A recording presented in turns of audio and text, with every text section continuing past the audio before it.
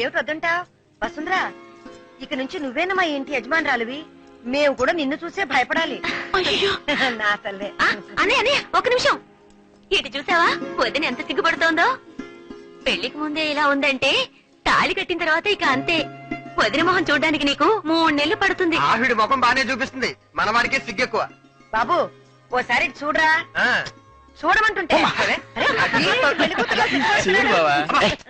చూడమంటుంటే అటు చూడు. కాఫీ తీసుకొస్తాను. జాగ్రత్త. కూర్చోండి కూర్చోండి. ఇక నువ్వు నాకు పని మనిషి కాదు, వారికి. నువ్వు పెద్ద కిలాడివే. ఎవ్వరికీ తెలియకుండా గుండెలో ఆశలు దాచుకున్నావు, అందుకన్నాను. నన్ను క్షమించమ్మా. నీ నరసింహం మీద నేను ఆశపడ్డాను, కానీ అది నెరవేరలేదు. దేవుడంటూ ఒకడున్నాడుగా, వాడు ఎవరెవరికి ఏమేమి రాసి పెట్టాడో ఆ విధంగానే జరుగుతుంది. వసుంధరా, నువ్విప్పుడు మా ఇంటి పిల్లవి. నీకే శుభకారం జరిగినా పుట్టింటి సారని నీకు మా ఇంటి నుంచే రావాలి. కానీ మా నాన్న చచ్చిపోయి సంవత్సరం కూడా అవ్వలేదు, సారీలు ఇవ్వకూడదని చెప్పారు. ఏమైనా నీ అక్కయ్య అనే స్థానంలో ఇది నేను తీసుకొచ్చాను. ఇది కట్టుకుని అమ్మవారి గుళ్ళో నీ పేరుని అభిషేకం ఏర్పాటు చేశాను. వెళ్ళి చేసిరా. అశిషు, నన్ను పెద్ద మనిషిని చేద్దులేలే.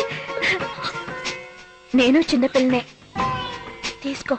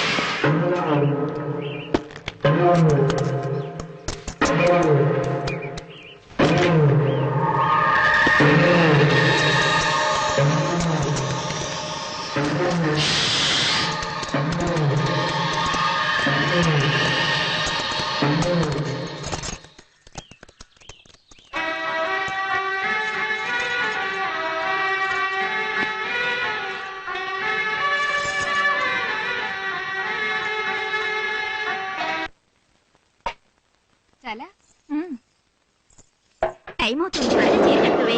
చీర నేనే కట్టుకుంటాను, మీరు బయటకు వెళ్ళండి. మేముంటే అడ్డవా? ఈ కథలే వద్దు, నేనే కట్టుకుంటాను.